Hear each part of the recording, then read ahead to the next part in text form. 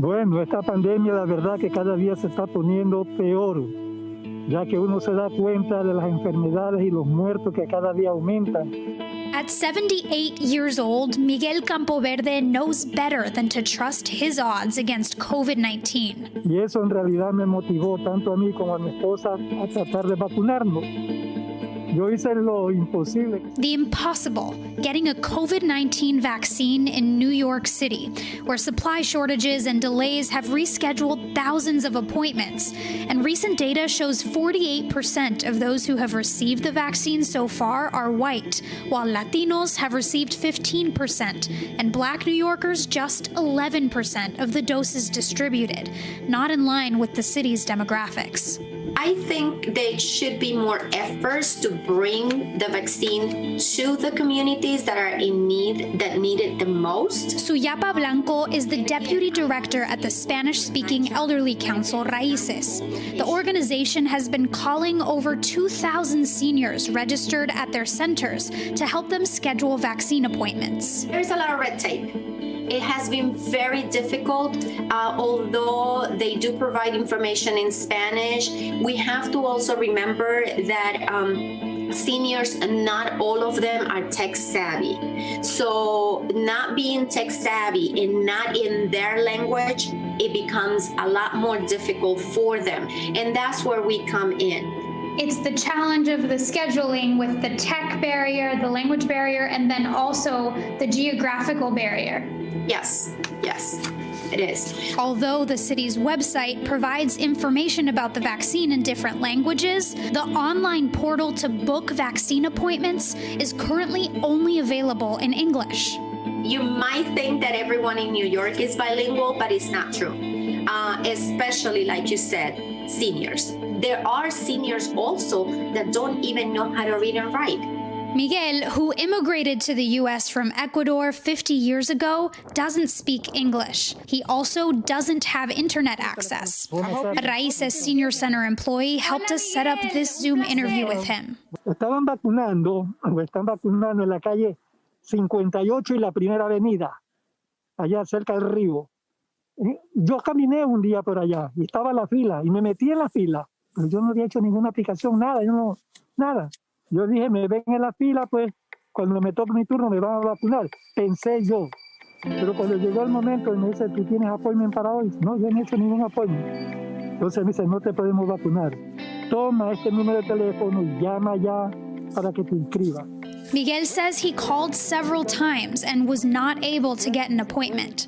It wasn't until Raíces called him that he was able to get help and finally schedule his first dose. Sin la ayuda que tuviste, ¿tú crees que estuvieras vacunado ahorita? No, sin la ayuda no. ¿Quién sabe hasta cuándo? The New York City Health Department told us they're taking steps to try to address any language gaps in the systems they've developed. Vaccination sites are also prioritizing local residents, like this newest mega site at Yankee Stadium, which is for Bronx residents only and by appointment. But a lot of the people who showed up here today told me that they don't even have appointments. They came hoping to make them in person because the scheduling systems were too hard to navigate. I'm here today because we couldn't get an appointment. For 3 months we've been calling, and every time we call they tell us there's nothing available. So we found out last night, my son and I, that this was happening today. So we said, let's just go and find out what's going to happen. Maybe they'll take us and maybe they'll give us an appointment. I'm very fortunate. My daughter took care of it for me on the computer. It's complex. I hope they find another way for other people. In the meantime, radio host Janeiro Matos' phones keep ringing. En todo lo que pueda. Because picking up a phone and calling into the #1 Spanish radio station in the city with questions is something seniors are comfortable doing. Varias llamadas de gente pidiendo información sobre la vacuna. Los señores mayores que no manejan mucha información tecnológica, que son gente que se criaron en base a una llamada telefónica o a que les tocaran la puerta, tienen un poco de problema. Janeiro says providing listeners with accurate, accessible information in Spanish about vaccines and how to get vaccinated on his show El Juqueo feels like an important responsibility. Contamos las cosas como que estamos en la esquina, como que estamos en el barrio, con los amigos, y entonces pues no hacemos palabras rebuscadas. La gente necesita información. Nearly 28 million Americans have gotten at least one COVID shot. The Biden administration calling on the military to help speed things up. The Secretary of Defense, Lloyd Austin, has approved FEMA's request to augment and expedite vaccinations across the country.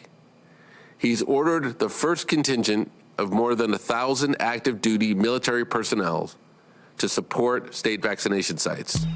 The military's critical role in supporting sites will help vaccinate thousands of people per day and ensure that every American who wants a vaccine will receive one. Let's bring in emergency medicine physician Dr. Anand Swaminathan. Dr. Swaminathan, more than 1,000 active duty service members are going to help out with vaccinations. What do you think of that? And what else do you want to see here? How else could we potentially use active duty service members to help with this process that we know has been going so slow? This is a great step in mobilizing resources that we have, not just the human power that is important. We need the human power, the feet on the ground helping with those vaccinations, but also the logistical know-how that the military has in doing a project, something this large. We need that logistical support, and they've got a lot of experience and expertise with it. Now, this isn't going to work in every community.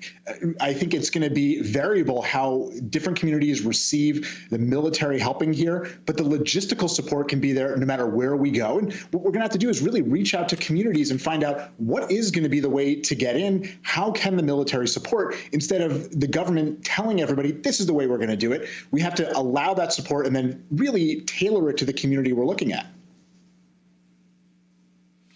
Johnson & Johnson's vaccine candidate could get FDA approval at the end of this month. Dr. Fauci talked about the shot today. Here he is. You had a 72% efficacy for mild to moderate disease in the USA. In the Republic of South Africa, which, as you know, is of concern to us because of the mutant and the lineage that is now dominant in the Republic of South Africa, namely the B.1.351. In that, the protection against moderate disease was 57%.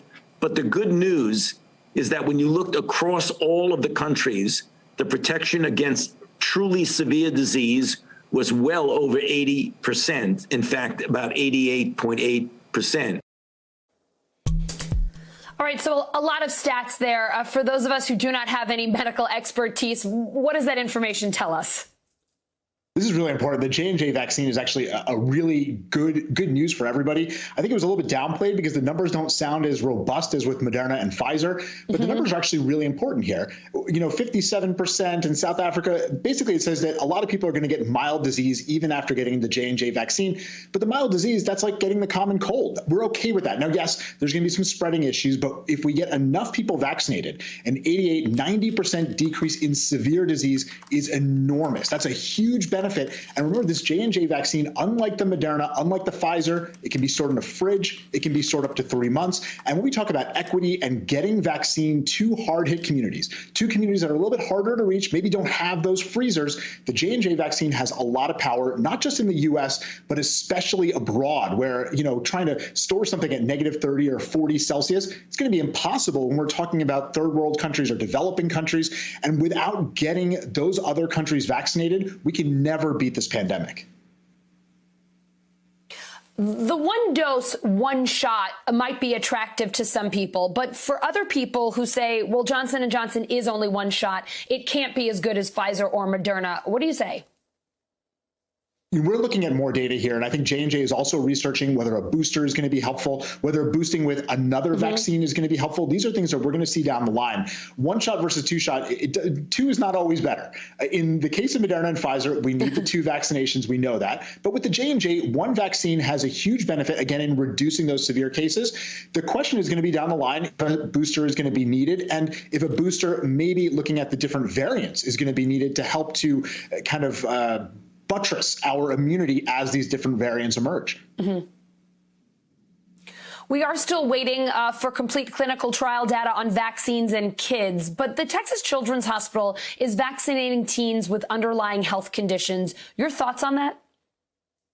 This is a really big step. We need to find out how to get kids vaccinated safely, and we need those studies. Fauci talked about it last week. We're going to be seeing de-escalation trials, which is basically going down age groups over and over again until we know that it's safe for all age groups to get this. This is a good step. These are kids who have severe underlying medical issues or serious medical issues, and they need protection as well. And remember, with Moderna and Pfizer, they went down to 16 years. So that's a good place to start with getting kids vaccinated. What we need next is those de-escalation studies. And I think ultimately what we're going to see is very similar to what we saw with the polio vaccine. People are going to be volunteering. They're going to be volunteering to be part of these studies.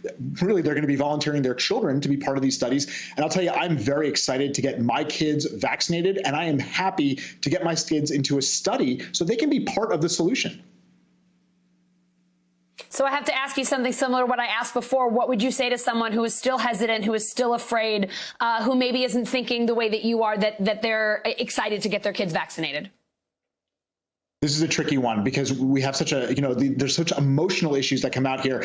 And I think even with the first phase of vaccine, we saw a lot of people who were hesitant until they started seeing other people getting vaccinated safely. And then they became more accepting of it. And we might see the same thing with children, that people are going to be a little reluctant at first. But as they see more and more people out there saying, my kids got vaccinated, they're safe, they didn't get any side effects, people are going to be more willing to do it. And we have to accept that. We have to understand that that's going to happen. And those of us who are more willing, who are more ready, we're going to have to take the first step. And again, I'm proud, and I know many of my colleagues who are really proud to get their kids into these studies once they're ready to happen.